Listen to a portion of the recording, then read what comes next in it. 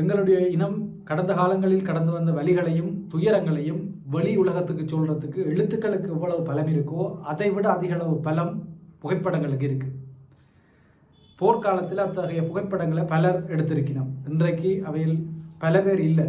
ஆனால் குறிப்பிட்டு சொல்கிற அளவுக்கு சில பேர் அந்த வேலைகளை இன்றைக்கும் செய்து கொண்டிருக்கணும். போர்க்காலத்திலையும் சரி இப்பவும் சரி அந்த பணிகளை ஒளிப்படங்களுக்கு கூடாக முன்னெடுத்து செல்றதில் பெரிய பங்கு வகிக்கிறார் அமரதாஸ் அண்ணன் அவர்கள். சண்டை நேரத்தில் அவர் எடுத்த படங்கள் இன்றைக்கும் பேசு பொருளாக இருக்குது. எங்களுடைய அவலங்களை வெளி உலகத்துக்கு சொல்லக்கூடியதாக இருக்குது. இன்றைக்கும் பல்வேறு நாடுகளிலும் தன்னுடைய புகைப்படங்கள் வாயிலாக எங்களுடைய அவலங்களை சொல்லி வரும் அமரதாஸ் அண்ணனுடைய நேர்காணலைத்தான் இந்த வீடியோவில் நாங்கள் சேர்த்திருக்கிறோம். அவர் சண்டை நேரத்தில் எடுத்த சில படங்களையும் அந்த படங்கள் எடுத்த போது என்ன நடந்தது என்ற விடயங்களையும் இந்த நேர்காணலில் அவர் எங்களோட பகிர்ந்திருக்கிறார். அதை நீங்களும் பார்த்து தெரிஞ்சு கொள்ள இந்த வீடியோவை தொடர்ச்சியாக பாருங்க. நான் அமரதாஸ். இலங்கையில் நடைபெற்ற இறுதிப் போரில் மொழிவாய்க்கால் என்னும் இடத்தில் பேரழிவுகளோடு முடிவுக்கு வந்த அந்த இறுதிப் போர் காலத்தில் ஒரு சுயாதீன ஊடகவியலாளராக கடமையாற்றி இருக்கிறேன். அந்த காலப்பகுதியில் நான் ஏராளமான பல்லாயிரக்கணக்கான ஒளிப்படங்களை உருவாக்கி இருக்கிறேன். அண்மையில் Through the Fire Zones, Photographs of Amaradas in Sri Lanka's War Zones என்னும் பெயரில் ஒரு பெரிய ஒளிப்பட நூலை உருவாக்கி இருக்கிறேன். அந்த நூலில் இடம்பெற்றிருக்கக்கூடிய சில படங்களை மட்டும் காண்பித்து அது பற்றிய சுருக்கமான தகவல்களை பதிவு செய்ய முயற்சிக்கிறேன். மிகவும் நெருக்கடியான இடம்பெயர்வு நடந்து கொண்டிருந்த நேரத்தில் உடையார்கட்டு பகுதியில் இந்த ஒளிப்படத்தை உருவாக்கியிருந்தேன். ஒரு நாய் தன்னை வளர்த்தவர்களை தேடிக்கொண்டிருந்தது. அந்த வீதியோரத்தில் மிகவும் நெருக்கடியான அந்த இடத்தில் பாதையில் இருந்து விலகி அந்த வயல் பகுதிக்குள் அந்த சேற்று பகுதிக்குள் இறங்கி இந்த நாயுடைய பார்வை கோணத்தில் இந்த ஒளிப்படத்தை நான் உருவாக்கியிருந்தேன். நீண்ட நேரமாக இந்த நாய் தன்னை வளர்த்தவர்களை தேடிக்கொண்டிருந்தது. கூட வந்தவர்களை அந்த நாய் தவற விட்டிருந்தது. போரில் மனிதர்களுக்கு மட்டுமல்ல, மனிதர்கள் சார்ந்த உயிரினங்கள், இந்த இயற்கை அனைத்துக்குமே மிகப்பெரிய அழிவு ஏற்படும். அந்த வகையிலான படங்களும் இந்த நூலில் இருக்கின்றன. ஒளிப்படங்களே தமக்கான கதைகளை வெளிப்படுத்தக்கூடிய நிலையில் இருக்கும்போது அது பற்றி அதிகம் பேச நான் விரும்புவதில்லை. ஆனால் ஒரு ஒளிப்பட ஊடகவியல் சார் நோக்கில் போட்டோ ஜெர்னலிஸ்டிக் அந்த வியூவில் சில விஷயங்கள் பதிவு செய்யப்படும் போது அது காத்திரமானதாக அமையலாம். முதலாவது பாதுகாப்பு நிலையம் ஆரம்பிக்கப்பட்டிருந்த காலப்பகுதி. அந்த நேரம் அந்த பாதுகாப்பு நிலைய பகுதிக்குள்ளாகத்தான் இந்த மக்கள் போய்கொண்டிருக்கிறார்கள். அந்த நேரம் மழை பெய்து கொண்டிருந்தது. அங்கங்கே எரிகணைகள் செயல்கள் விழுந்து கொண்டிருந்தன. இதில் இந்த படத்தில் பார்க்க முடியும், ஒரு தாய் தனது குழந்தைக்கு பால் கொடுத்தபடியே ஓடிக்கொண்டிருக்கிறார். இப்படி பல சம்பவங்கள் அங்கே நடந்து கொண்டிருந்தன. சுதந்திரபுரம் பகுதியில் வைத்தியசாலைக்கு அருகில் இந்த படம் என்னால் உருவாக்கப்பட்டது. அதற்கு அண்மையாக அங்கே உடையார்கட்டு பக்கமாக எரிகணை தாக்குதல், பரவலாக எரிகணை தாக்குதல் நடந்து கொண்டிருந்தது. அந்த நேரம் இந்த பிள்ளையுடைய தந்தை அந்த இடத்திலேயே இறந்திருந்தார். அந்த தந்தையுடைய இரத்தம் தான் இந்த பிள்ளையுடைய முகத்தில் இருந்தது. அதே நேரம் இந்த பிள்ளையின் தம்பி, அப்போது கை குழந்தை மிகச் சிறுவனாக இருந்த அந்த தம்பி, அவரும் படுகாயமடைந்திருந்தார். இந்த பிள்ளையுடைய தாயும் காயமடைந்திருந்தார். இந்த ஒளிப்படமும் ஒரு நெருக்கடியான இடம்பெயர்வு நேரம் என்னால் உருவாக்கப்பட்டது. ஒரு காலை இழந்திருந்த அந்த நபர், அவருடைய மனைவி, அந்த மனைவியிடம் அவருடைய கால், தனது கணவனுடைய அந்த பொய்க்கால் இருப்பதை இதில் பார்க்கலாம். ஒரு பக்கம் குழந்தை, இன்னொரு பக்கம் அந்த பொய்க்கால். இப்படி சுமைகள், இடம்பெயர்வின் போது பல்வேறுபட்ட சுமைகள் இந்த படம் சொல்லக்கூடிய உணர்வுபூர்வமாக வெளிப்படுத்தக்கூடிய தகவல்கள் நிறைய இருக்கின்றன. இரணப்பாலை பகுதியில் நான் இடம்பெயர்ந்து ஒரு கொட்டகை அமைத்து வசித்துக் கொண்டிருந்த அந்த காலப்பகுதியில் எனக்கு அருகில் நிகழ்ந்த ஒரு அனர்த்த நிகழ்வு. ஒரு காலை வேளையில் இரணைப்பாலை பகுதியில் ஒரு ஷெல் தாக்குதல் நிகழ்த்தப்பட்டிருந்தது. அந்த தாக்குதலில் ஒரு தாயும் மகனும் அந்த இடத்திலேயே உடல் சிதறி பலியாகியிருந்தார்கள். அந்த குடும்பத் தலைவர் மட்டும் அதில் தப்பியிருந்தார். அந்த அந்த குடும்பத் தலைவர் இந்த படத்தில் இருக்கிற அந்த அவர்களுடைய உடல்களை கூட்டி அள்ளி எடுத்துக்கொண்டு போய் அங்கே நாங்கள் புதைத்தோம். அந்த நிகழ்வை முழுமையாக நான் பதிவு செய்திருந்தேன். இதில் துயரம் மிகுந்த அடுத்த கட்ட நிகழ்வு என்னவென்றால், இந்த படம் போர்க்காலத்தில் உருவாக்கப்பட்டது. போர் முடிந்து மீள்குடியேறிய பின்னர் அந்த தப்பியிருந்த குடும்பத் தலைவர் உளவியல் ரீதியான தாக்கங்களுக்கு உள்ளாகி இருந்தார். ஒரு முதியோர் இல்லத்தில் இருந்து இறந்து விட்டதாக பின்னர் நான் அறிந்தேன்.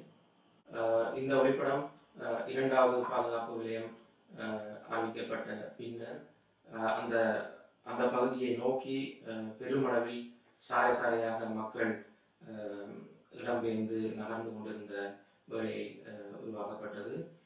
இந்த நேரத்தில் நான் நிறைய ஒளிப்படங்களை உருவாக்கியிருந்தேன். இந்த ஒளிப்படம் புதுமாத்தளன் பகுதியில் இருந்த வைத்தியசாலைக்கு அண்மித்த பகுதியில் என்னால் உருவாக்கப்பட்டது. பங்கர்கள் அமைத்திருப்பார்கள். பங்கர்கள் என்றால் மிகவும் பாதுகாப்பான பங்கர்கள் என்று சொல்ல முடியாது. நிலத்தை பள்ளமாக்கி குழி வெட்டி வைத்து விட்ட மாதிரி இருக்கும். அந்த இடம், அந்த பகுதிகள், அயல் பகுதிகளில் செல்தாக்குதல்கள் நிகழ்ந்தால் இப்படியான பங்கர்களுக்குள் அந்த மக்கள் பாதிக் கொள்வார்கள். அப்படி ஒரு சந்தர்ப்பத்தில் இந்த ஒளிப்படத்தை நான் உருவாக்கியிருந்தேன். இந்த ஒளிப்படம் வரையமடம் தேவாலய பகுதியில் என்னால் உருவாக்கப்பட்டது. அந்த நேரம் மக்கள் அந்த தேவாலயத்தை சூழ்ந்து கொட்டகைகள் அமைத்து தாங்கியிருந்தார்கள், பெருமளவான மக்கள்.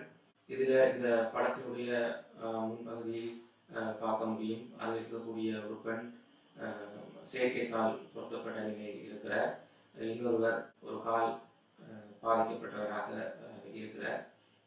தூரத்தில் இடையில் ஒரு சக்கர நாற்காலியை நீங்கள் பார்க்க முடியும். பலவேறு வகையாக பாதிக்கப்பட்ட மக்கள் ஒரு ஒரு ஃப்ரேமுக்குள்ள இருக்கிறத நீங்கள் இந்த படத்தில் பார்க்க முடியும். முள்ளிவாய்க்கால் பகுதியில் வைத்தியசாலை பகுதிக்கு ஒரு செயல் தாக்குதலில் பாதிக்கப்பட்டு வந்திருந்த ஒரு குடும்பம். அந்த குடும்பத்தில் ஒரு பிள்ளை உயிரிழந்திருந்தார். அந்த பிள்ளை தாய் இந்த ஒளிப்படத்தில் இருப்பதை காணலாம்.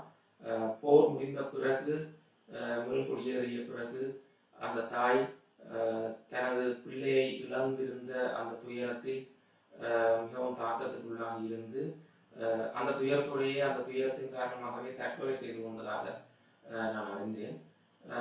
இந்த ஒளிப்படத்தை நான் உருவாக்கிய போது எனது நெருங்கிய நண்பர் அருகில் இருந்தார். அவர்தான் இந்த பாதிக்கப்பட்ட இந்த குடும்பத்தை வைத்தியசாலை பகுதியை நோக்கி அழைத்து வந்திருந்தார். அவர் இந்த குடும்பத்துக்கு அருகில் அவருடைய ஊரிலேயே வசித்து வந்தவர். காயப்பட்ட மக்கள் வைத்திய வசதிகள் இன்றி இரத்த போக்கினாலே சாவடைய வேண்டிய சூழ்நிலைகள் நிறைய இருந்தன. சாவடைந்தவர்களுடைய உடல்களை நீண்ட நேரம் வைத்திருக்க முடியாத நிலைமை இருந்தது. நிறைய உடல்கள் வைத்தியசாலை பகுதியை நோக்கி வந்து கொண்டே இருந்தன.